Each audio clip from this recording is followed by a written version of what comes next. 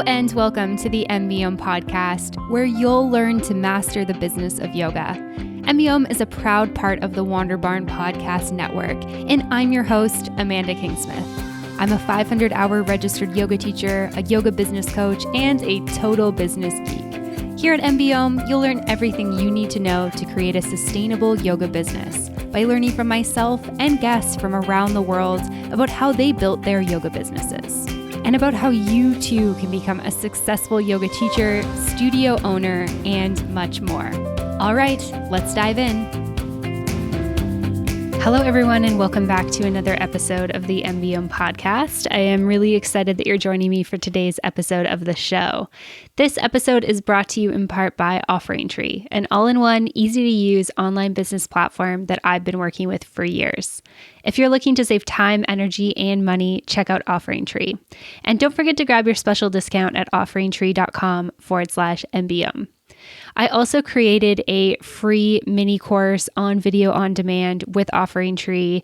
I talked about that in the last couple of episodes, plus I've been posting about it on social media, and you're going to get to hear more about that later on in this episode. So lots of goodness happening with OfferingTree right now, and I'd really encourage you to go and check them out, see what they're up to, see if it might be a good fit for your business, and all of that good stuff.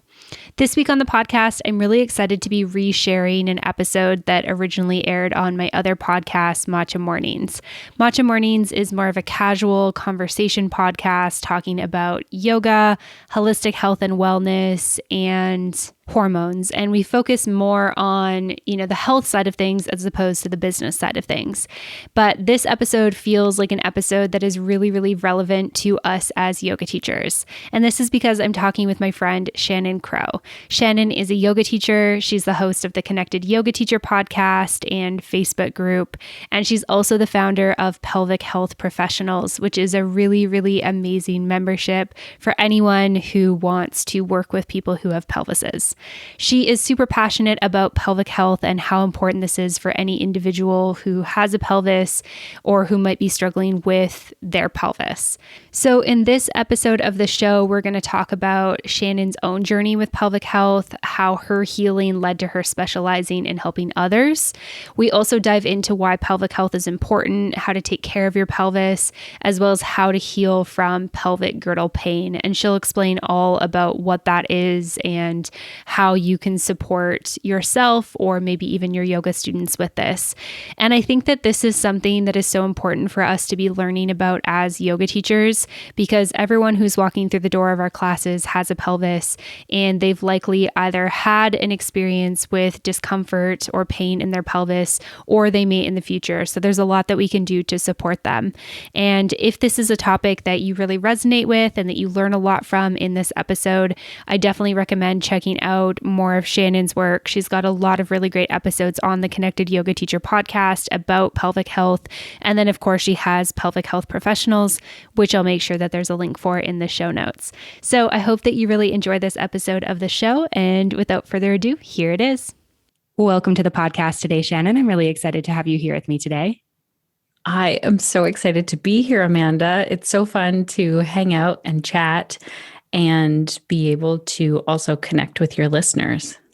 Yeah, absolutely. You and I have a lot of off the air conversations, which I always love. And it's cool to be able to connect on the podcast. And this is especially cool because you and I've had conversations on the business side of things, and it's fun to kind of switch it up and talk more and a little bit deeper about pelvic health. I know we've talked a little bit about it on MBOM, but to really dive deep into it. But before we get into that, can you just introduce yourself briefly to listeners? Sure. My name is Shannon Crow. I use the pronouns she, her, hers, and I'm a fellow Canadian like Amanda. It just snowed here today, and that feels like, okay, enough already. I'd like spring. I'm also a mom of three, a yoga teacher, and the founder of Pelvic Health Professionals, a group where yoga teachers and other health professionals all learn about pelvic health together. Amazing. You have so much good stuff on the go. And I'd love to hear a little bit about your backstory with pelvic health, like just what kind of brought you into this world of learning about this and specializing in it. Well, it was so before I became a yoga teacher, I had studied anatomy in college. And then when I became a yoga teacher, I had definitely studied anatomy and physiology there as well. I gave birth to three babies, which means that you'd think that I should at that point know a lot about my pelvis and how it works. But really, I didn't. I started to realize I focused and specialized in pre and postnatal yoga. And then I would hire pelvic health PTs. So here in Canada, we call those physiotherapists. Other places call them physical therapists. And I hired them to come in and do that portion of teacher training. And I quickly realized there were so many things that I needed to know about my own body and that yoga teachers needed to know about their students' bodies that weren't being covered in yoga teacher training. And so I was diagnosed with diastasis recti, which was from my pregnancies. The tissue at the linea alba had become weakened, and some of the yoga that I was actually doing was making it worse. I didn't know that. I was experiencing low back pain and hip pain, and I didn't know how this connected with all of it. Fast forward a little bit later, I often would have quote unquote hip pain, or I would think that my pelvis wasn't in alignment since having my kids. And I started to really learn from people who were in the space of yoga, but definitely physiotherapy and also pain science, and started to have a totally different conversation about my own pelvis, and then saw this work for many other people. So I went on to work one-on-one in a physiotherapy office as someone who specialized in yoga for pelvic health. So I worked with the team there. They would see people for different things like pelvic organ prolapse, incontinence, whatever, anything going on in the pelvis. And so that's why I'm so excited to bring this information out to everyone. Like, I literally think every human with a pelvis walking the planet needs to know this.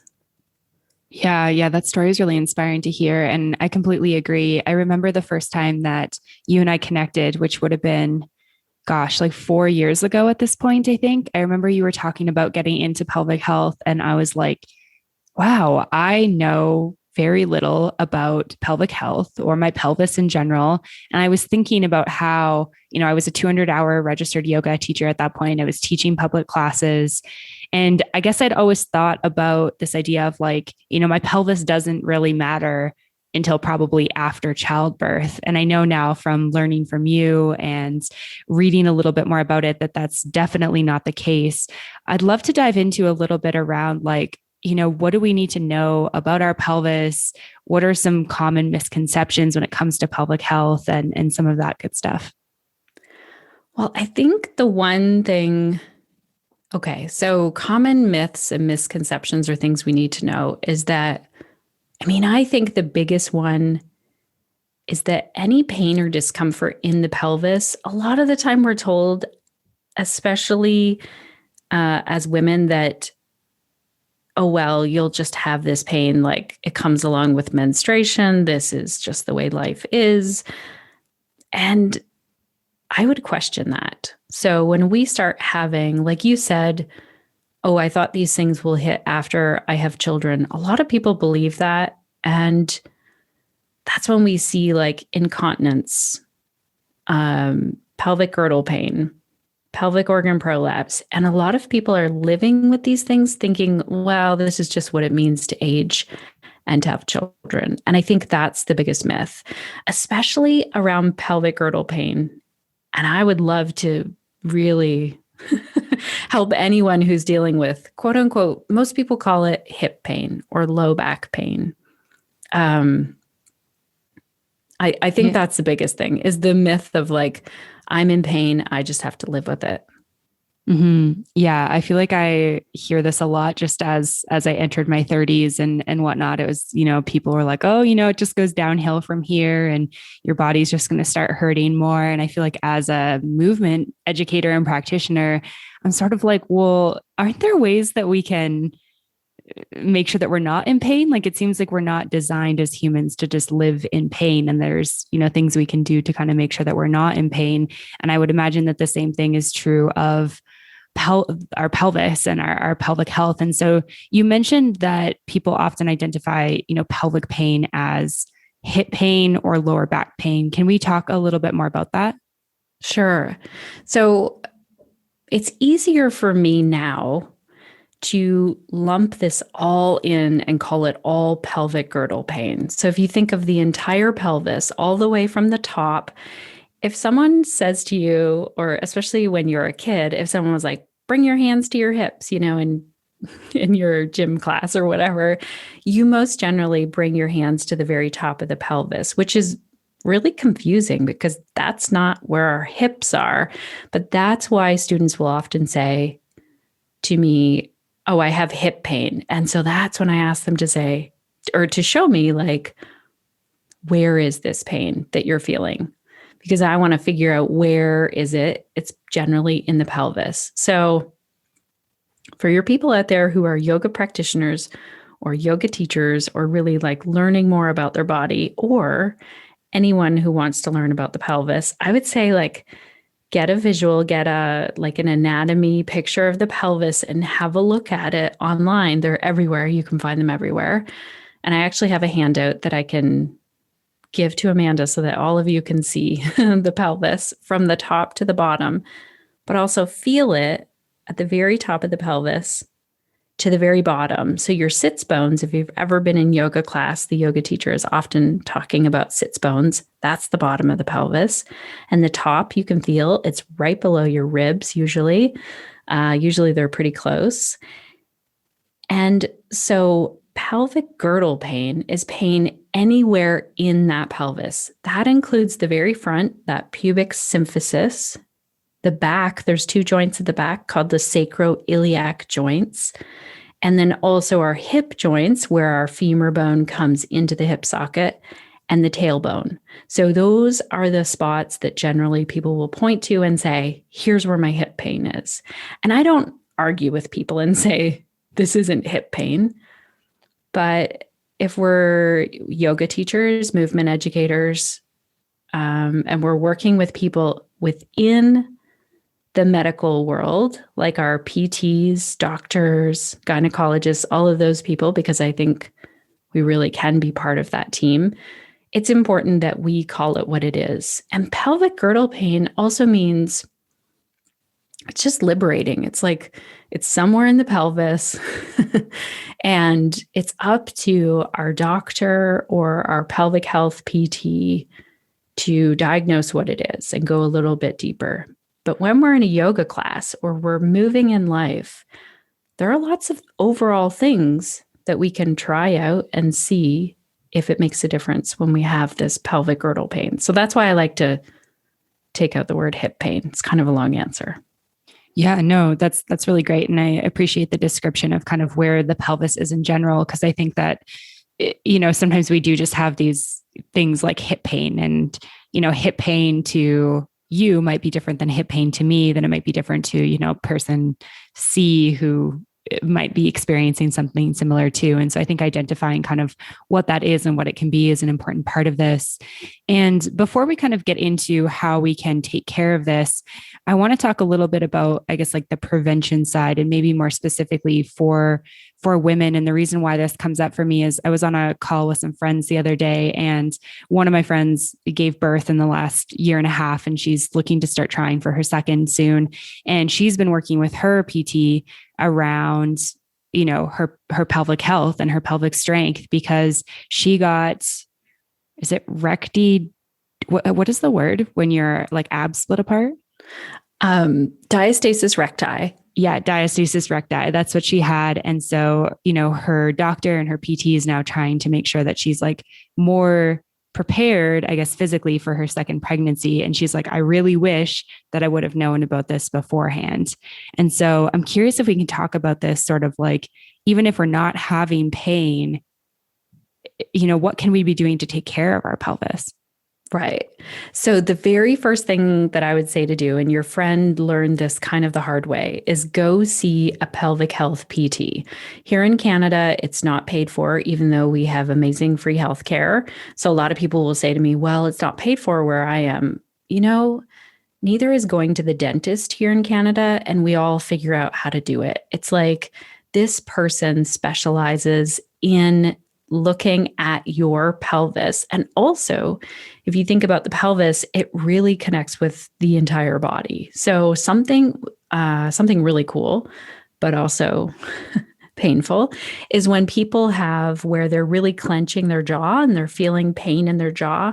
There are many studies that directly relate that to someone holding a lot of tension in their pelvic floor. So we know that different things that go on in the body impact the pelvis and vice versa.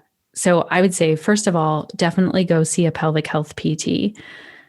For people who are interested in learning more about diastasis recti, we did a great podcast on that because there's new information out there. The confusing thing about diastasis recti, and I just want to touch on this before we move into another thing about the pelvis and pelvic girdle pain, is there's a lot of misinformation out there about it. It literally translates to separation of the rectus abdominis muscles, but we know that that's no longer true. So there's a great episode with Dr. Sinead Dufour, and she might even be someone that you might want to have here talk more in depth about diastasis recti. She's great to talk to about that. And it's really looking at the tissue of the linea alba instead of that separation. But and the tissue of the linea alba is right along the belly button. Okay. Line. So the rectus abdominis muscles, those six-pack abs that we have, they're important. They're important for holding in our intestines, right? And they do work a little bit with the core, but they're not really our deep, deep core muscles. I don't want to say that they're not important. They are. I think they get focused on a lot because they're right at a place where we hold a lot of vulnerability as humans, right at our stomach sort of area, or our belly, our abdomen. And it's like a whole other podcast of like, stop holding in your stomachs, really like allow your body to breathe and move, wear clothing that allows you to breathe and move there. And this goes right back to going to see a pelvic health PT. They really will customize whatever you need, because we develop some pretty interesting habits with our breath, with our movement patterns, with our bathroom habits, and they get into all of that. And I feel like not a lot of people are talking about it. The other thing with the pelvis is I want you to really, when you feel your own pelvis, or if you go to, say, your chiropractor or your pelvic health PT or someone and they have one there, you'll notice, and I want you to think about how strong and stable the pelvis is, because we have a lot of misinformation going right now that the pelvis is like wobbly or unstable, or you'll hear movement educators say, oh, I need to do this movement to stabilize my pelvis. I used to say this as well as a yoga teacher and as someone who was trying to have less pelvic girdle pain. And it just isn't helpful language. The pelvis it's built to be strong and stable. And as I personally know, sometimes the pelvis is sensitive and protective. So we feel that pain. That pain isn't all in our mind. It's not just imagined. I have experienced a lot of pain in my SI joint over the years and gone to many body workers and had the language fed to me then of, we need to stabilize your pelvis, or we need to do this thing to make your pelvis, the muscles around your pelvis stronger, or, and so I've taken that language out. I tell myself now, oh, we're having a more sensitive and protective day. Okay, I'm going to pull out my list of things to do today that will help. Hey, yoga studio owners, this one is for you. I am super, super excited to share with you that Offering Tree now has software and functionality made just for you. This means that there is the capacity to add more than one teacher, to create a more intricate and in-depth schedule, to do payroll, to do pricing, sub out teachers, and all of that good stuff. And one of the things that I'm super, super stoked about with Offering Tree announcing this is that you are able to do everything you need for your studio under one umbrella. So that means one login, one payment, one software. I know from working with yoga studios that it can be a bit of a headache working with a number of different software programs and trying to get everything to function very well and all of that type of stuff. I know one yoga studio I was working with was using, a scheduling software, a software for their video library, a software to make sure that the link can go out from Zoom and all of that type of stuff. That's, 3 logins, 3 payments, so much complication, so much headache. So with Offering Tree, you get to do all of that for one payment, one affordable payment, and they just make everything super simple, super functional. So if you are interested in this, head on over to offeringtree.com/demo, book a demo, get all the information.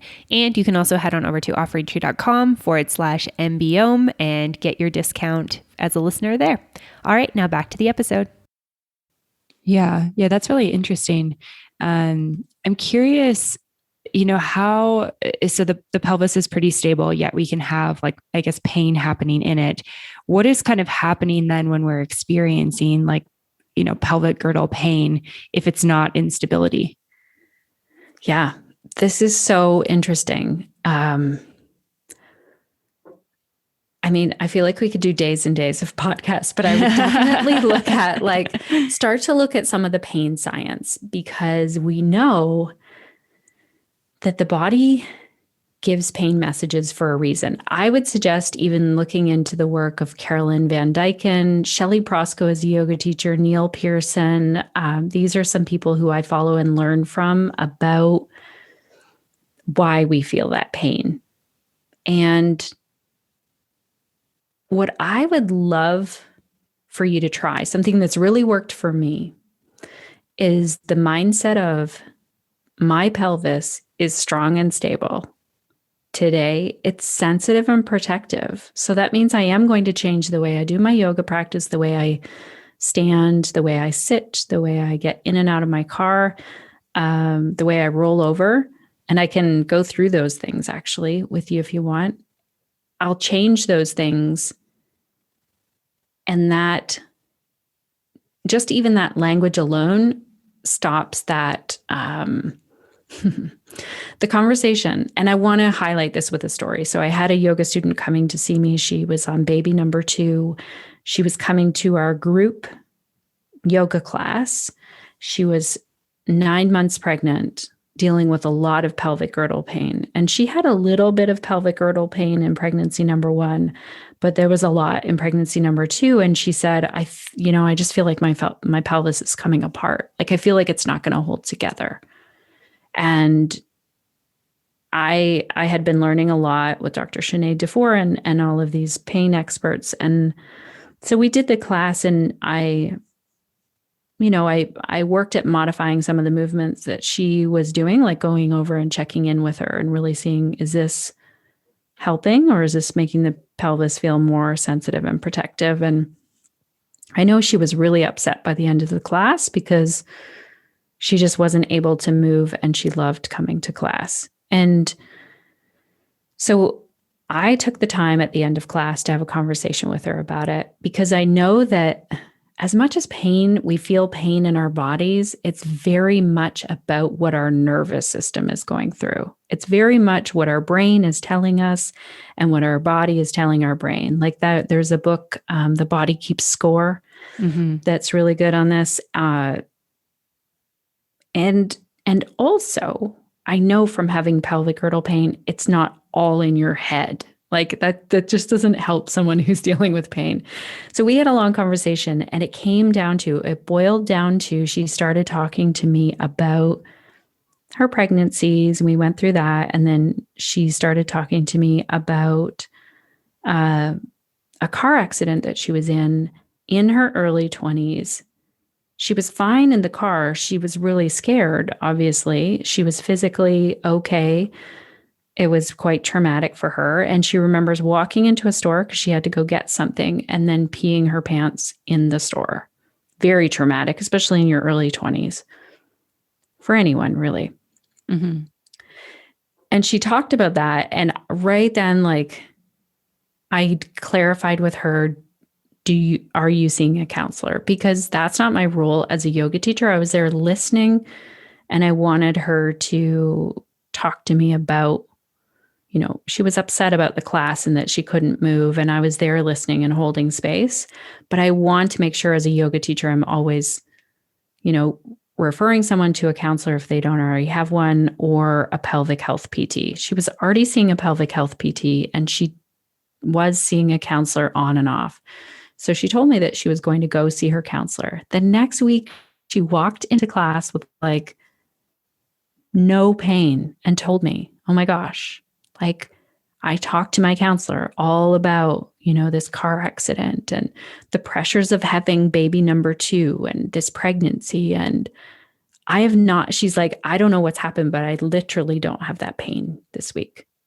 And I'm like, that's amazing. Like, I'm not saying that's going to be it for everyone, do the counseling. But I am saying, if you've been dealing with pain that's lasted beyond 11 to 12 weeks, which is what it takes tissue to heal, then start to look at other things. And I'm one that has to do this. Like I know that I will have persistent pain through my life for some reason in my body, in my pelvis. And I know the things that make a difference. And the biggest thing is that mental piece of like knowing my pelvis is strong and stable. And then knowing that it also has days where it's more sensitive and protective. Mm-hmm. Yeah. Thank you for sharing that. And I think that that's just a really good reminder of this connection between like mental, physical, emotional, spiritual. We can't really separate those one and then the other. And of course we can look at, maybe something that's going on mentally or emotionally or spiritually versus something physically. But, these things can be playing into our body. And I've read The Body Keeps the Score, I think twice now, and I probably do for a reread. It's such an amazing book with so much good information. And I remember the first time I read it was probably like 2014, I think. So I guess like almost 7 years ago at this point. And just thinking to myself, like, wow, this makes so much sense, because sometimes we just have these experiences physically that we can't really explain. And once we kind of, clear some of the emotional gunk out or the mental gunk out, we are able to kind of release ourselves from this pain. So I think that that's a really good reminder. And then also I love the sort of mantra or inner work that you were talking about with just saying, my pelvis is strong and stable, and acknowledging if you're having a day where maybe it's feeling a bit more sensitive. Because I think that sometimes and not saying that we like create the pain in our body or it's not real, absolutely not. But sometimes in our minds, we can be, telling our bodies these messages. Like if you're constantly saying like, my pelvis sucks and it's so unstable, and it's not supporting me the way it should be, that's not sending your body a very positive signal. So I really love both of those things. So thank you for sharing that. Yeah. This reminds me, I used to tell myself like, oh, that's my bad knee. And I was like, oh my gosh, can you imagine? I just keep saying this is the bad knee. Now I was thinking like in terms of children, you don't just say like the one that is really being a pain that day. Oh, that's my bad kid. You would not do this. Can you imagine? It's the one that needs a little more love and attention right now is probably what's happening if it's acting up. And same with your pelvis. Like there's a reason why it's sending that message. So yeah, definitely. Yeah. Yeah. Thank you for sharing that. And I'm curious. So we talked a little bit about, what we can do if we're not having pain just to take care of our pelvis. And then if we're experiencing this pain, and specifically like this, the pelvic girdle pain, is it the best thing to do to see like a pelvic PT, or how do we sort of, I guess, like shift our lives to take care of our pelvic health? Sure. I have a list, and this is in the PDF. So no one has to like I mean, you can take notes if you want. I've got like a bullet point list here for your listeners. Definitely, I would always say, like, if it's within your means to see a pelvic health PT, please do that. Now, not everyone has one near them and not everyone can afford one. So that's why I really try and get this information out there. One thing that you can do is when you go to do something, let's say that you are picking up groceries or picking up kids, whatever it is, try exhaling on the effort. And you can even do this in your yoga classes. So usually in yoga, we will inhale into bridge. Most yoga classes I've been to, that's what we do. And I would just say, try and switch it and try and exhale into bridge. This works really well. There's a whole reason behind it in the way that the pelvic floor moves and the diaphragm moves and that intra-abdominal pressure. But I would say give it a try. Another thing you can try in your movement practice, but also going to sit anywhere at home, is can you make more space between the sits bones? So sometimes it's the pelvic floor, which is a weird word because usually if you think about the floor in your house, it's very like, flat. Hard. Hard. The pelvic floor is more like a trampoline, but it's also full of so many other things. Like there's ligaments, nerves, tendons. Like it's not just muscle, right? It's really complex.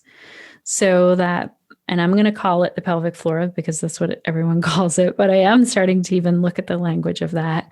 So if you think about the pelvic floor muscles, they run from the tailbone at the back to the sits bones out at the side and up to the pubic bone at the front. So you can actually feel your pelvic floor. If you feel around, probably the easiest spot is if you're lying on your side and you wrap your hand around your sits bone, you go a little bit further than the sits bone, but not quite as far as the perineum, then you'll find that's the pelvic floor.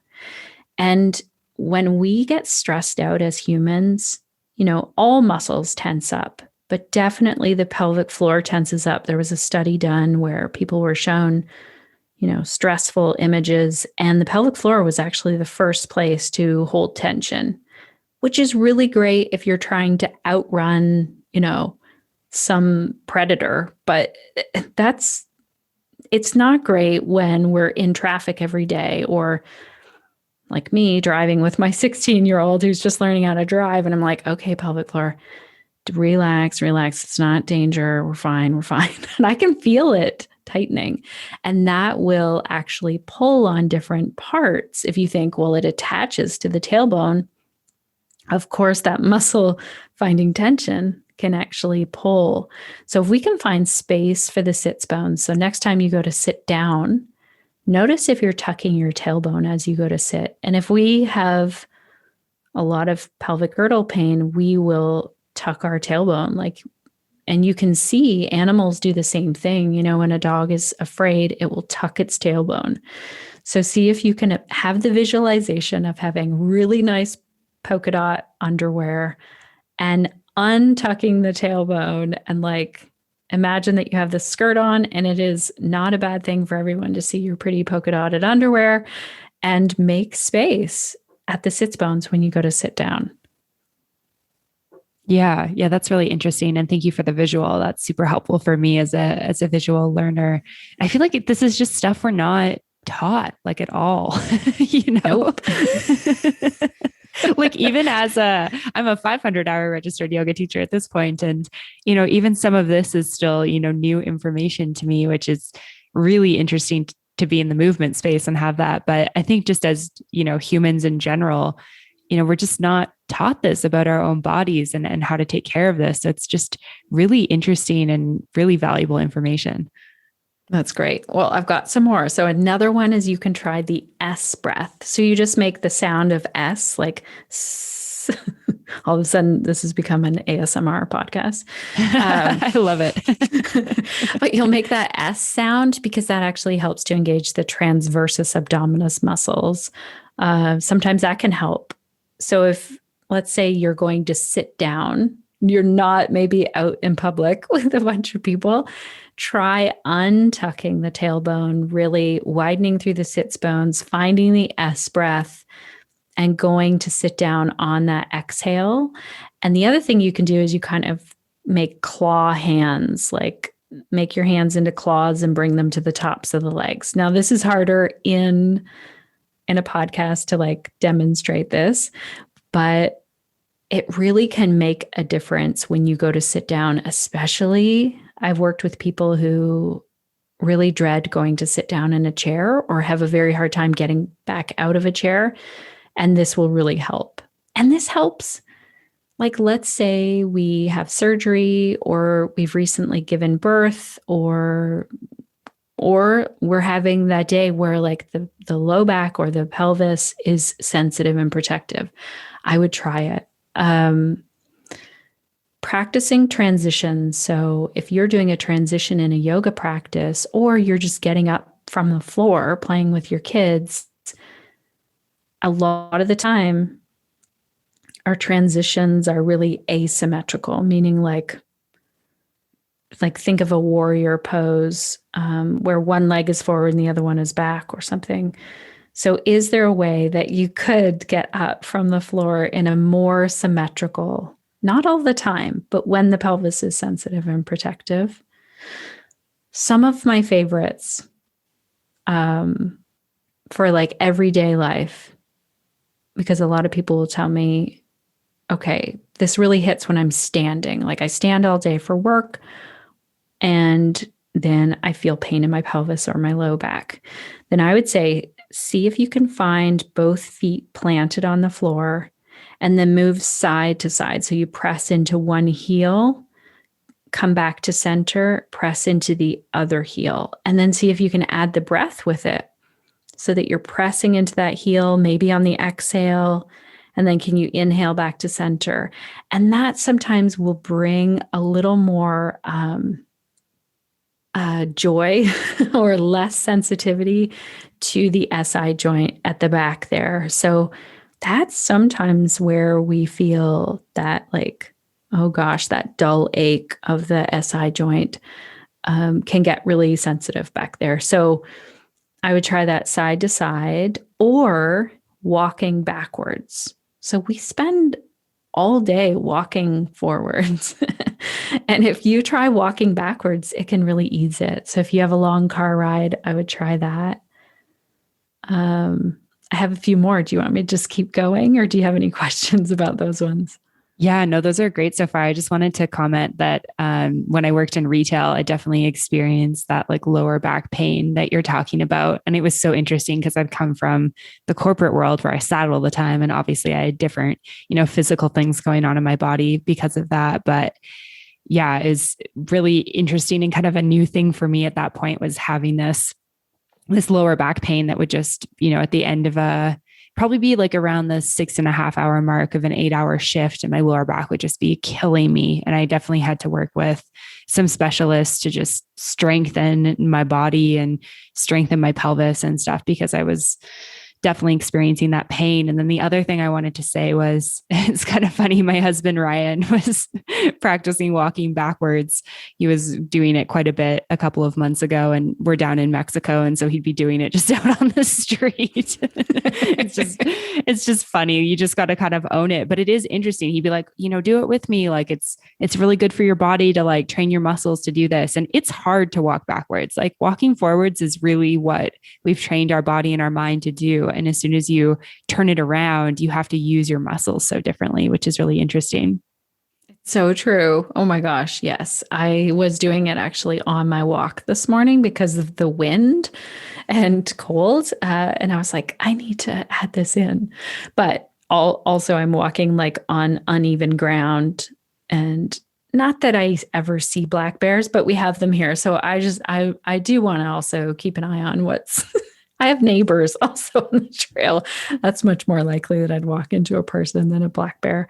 Yeah, hopefully at least. You don't want to scare a black bear when they've come out of hibernation and they're eating some berries. That's no bueno.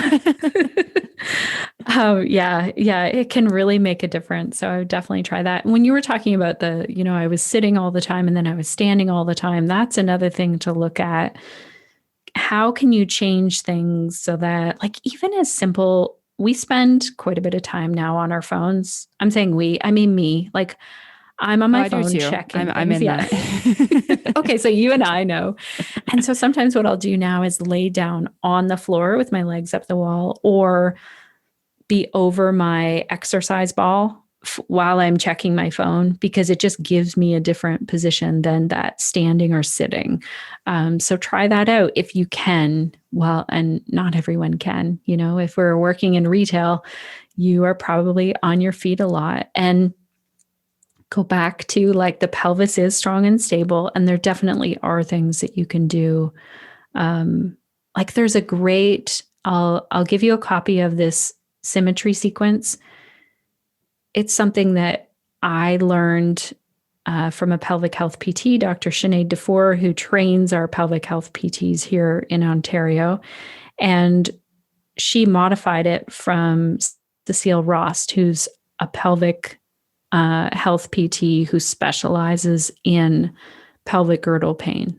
Experienced it and then said, okay, this symmetry sequence, and what that symmetry sequence basically does is both lengthen and strengthen the muscles around the pelvis. So that might be something that you work with your PT, but I'll also give all of your listeners that copy of that as well. And I had one person come to see me and she was using a cane when she came to see me and said that she'd been dealing with pelvic girdle pain. I mean, she said hip pain for 15 years, and it was affecting her life. Like, she wasn't able to hike or walk. She came for one session. I gave her this pelvic symmetry sequence. I kind of customized it for her. And then she came back the next week and she's like, I have no pain. I haven't experienced this for years. And I was like, oh my gosh, that's amazing. Like, that doesn't always happen either. It's not just 1 week. Yeah. But she said, well, I've been doing it 3 times a day. I mean, I'm not saying that's the answer. It's not always more is better, but I definitely, I'm not a yoga teacher who's like, here's the recipe for not having pain in this one area in your body, and it's going to be the same for every person.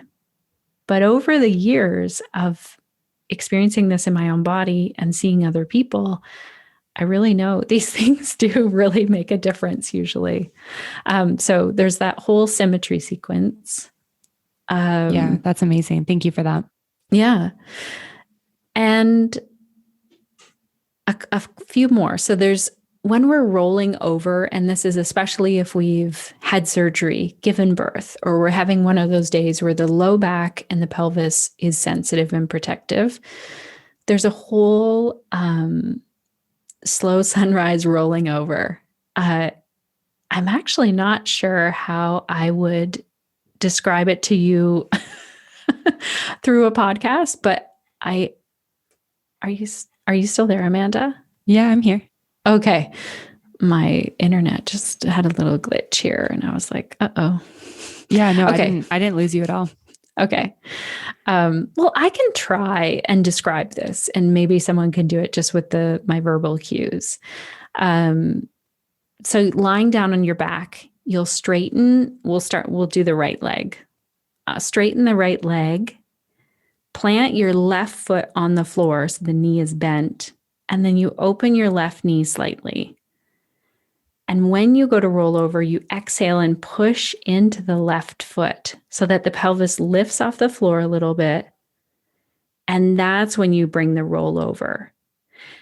The difference is normally when we roll over, and notice this next time you get out of bed, is we usually bend one knee and cross it over the center line.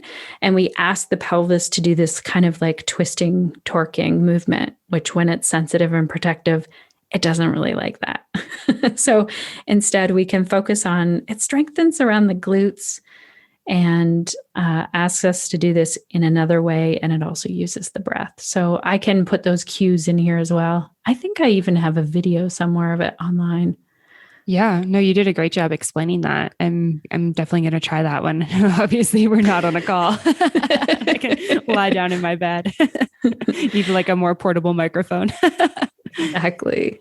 And the last one is questioning Kegels. So remember before when I said sometimes when the pelvic floor holds so much tension, it can cause us to feel that the pelvis is more sensitive and protective. So we don't want to then do more holding tension in the pelvic floor, which is what a Kegel basically is, or Mula Bandha if you practice yoga, that root lock. Instead, really find out from your pelvic health PT, do I need to do Kegels? And am I actually doing them correctly? Because most people aren't. So Kegels are great if they're your homework and you're going to strengthen those muscles, but it's more complex than that. We can't just at every stoplight do your Kegels because you read somewhere that you should do it. Yeah, this is actually one thing. My friend that I was mentioning earlier who had the baby, she was saying like, oh, I thought that before I gave birth or got pregnant that I would be fine because I'd been going to the gym and training and I did Kegels and stuff like that. And she's like, yeah, my PT told me like my transabdominal muscles were not strong and the Kegels were not really helping. Like I wasn't really doing them correctly in order to actually strengthen my pelvis. And so it's interesting that you bring that up as well, because I think that is something that we're told, like just practice that movement of clenching and unclenching. And actually in my 300-hour teacher training, when we covered a little bit of this, we were talking about how for a lot of people, it's like the pelvis might actually live in this state of clenching, which you've mentioned as well. We've got this like constant sort of stress response. And that for some of us, like relaxing is actually really hard. And I mean, that's a big important part if you're going to give birth, is that you need to be able to relax those muscles. And I found that really fascinating because you think about how, oh, we need to strengthen them, which means tightening. But, in this world that we live in, when we're so stressed and tensed and hunched over all the time, sometimes relaxing the muscles is actually what we need to do. And I know you mentioned that earlier with the belly as well. We're in these tight, high-waisted jeans, we're sucking in so we look good in photos. Can we just relax the muscles a little bit? Mm-hmm. And this is where anything restorative yoga or on that side of things where we really have that relaxation response helps the pelvic floor so much. Even if the pelvic floor does need more strengthening and you need Kegels at some point to help you with that, those muscles have to relax. Just like, let's say if you thought, okay, I want to strengthen my shoulders, holding tension in your shoulders all day long isn't healthy for them. They're not happy doing that. So we need to let those muscles lengthen. You cannot train tight muscle. It won't work. And oftentimes people will experience incontinence and they're like, oh, I just have to do more Kegels, and it can actually make it worse. So if ever you're doing Kegels and you can't go see a pelvic health PT, try not doing them and seeing if that makes things better. And the other thing is, don't feel bad about like, oh gosh, I wasn't doing them right. There was a whole group of pelvic health PTs who instruct people how to do Kegels, who they did a study and most of them were not doing Kegels properly. It's very subtle, and you really can only know if you have a pelvic PT who's doing an internal exam at that time, or there is like a little device that you can insert as well and see if you're getting the right muscles. If you're going to insert anything, make sure you talk to your pelvic health PT, because there are also things that you should not be inserting into the vagina. That's a whole other podcast as well. Yeah. So many other topics we could talk about with this. It's definitely a big one. I'm curious, is there anything else you want to share today, Shannon, before we wrap up? I think just because I said right now, like one way to test Kegels and all of this, and I was referring to a vagina, knowing that this also is the same for men. So no matter what gender you are, we all have a pelvis. We all have a pelvic floor. And I would say try it on and see if it works for you. Really, at the end of the day, all of us need to take in the information from our medical team, from our movement educators, things that we read and see, and really filter them through our own body. Like, there is no body that's like yours, and you really are the expert of your body. Like, you know best what is going on. You can listen to someone, try it out, and then take it out if it's not working. At any point, this is your right. And I would just really do your research. Amazing. I love that. And I think that that's a really important note to make. So thank you for that. And seems like a good place to start wrapping up. I know you have amazing resources that you mentioned already that we'll make sure in the show notes and whatnot. I know you also have Pelvic Health Professionals, your membership. Can you tell listeners about that and where they can go find more about you? Sure. If you go to pelvichealthprofessionals.com, then you can check out all of the free resources that we have there, all about pelvic health. So if you just want to learn more about how your pelvis works, go check it out. If you're a yoga teacher or movement educator or anyone who works with individuals with a pelvis, then you can also join our membership and be part of our membership calls. And I will get this PDF ready for you. Do you want me to put it over I can put it at pelvichealthprofessionals.com/matcha if you want. Does that work? Yeah, that's perfect. Yeah. Okay. Then I'll do that. Amazing. Thank you for that. And if people want to follow you on social, where's the best place to go? Probably either at Pelvic Health Professionals on Instagram or at The Connected Yoga Teacher on Instagram. I'm on Facebook too, but I really like to hang out on Instagram lately. Yeah, for sure. I feel that also.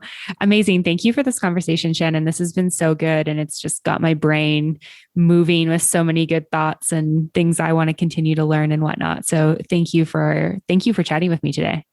Well, thank you for having me. I am so excited that we get to chat and actually make it into a podcast episode, because you and I chat a lot. And I'm just really excited about the work that you're doing in the world all over the place, because you're like the podcast queen. You have many podcasts. So it's just exciting to get to hang out and chat. Amazing. Thank you so much. Thank you so much for tuning in for this episode of the podcast. To find links, notes, resources, and everything mentioned in today and all episodes of the show, you can head on over to mbomeyoga.com. You can find the podcast and myself on Facebook and social media at Mastering the Business of Yoga. And I would love for you to join the private Facebook community, Yoga Business Badasses. If you have any questions, comments, or feedback, please make sure you reach out to me at info@mbomeyoga.com. And last of all, if you enjoyed this episode of the show, please make sure you hit subscribe and leave a review for the podcast. It would mean the world. Thanks so much for listening, and I'll see you next week. Namaste.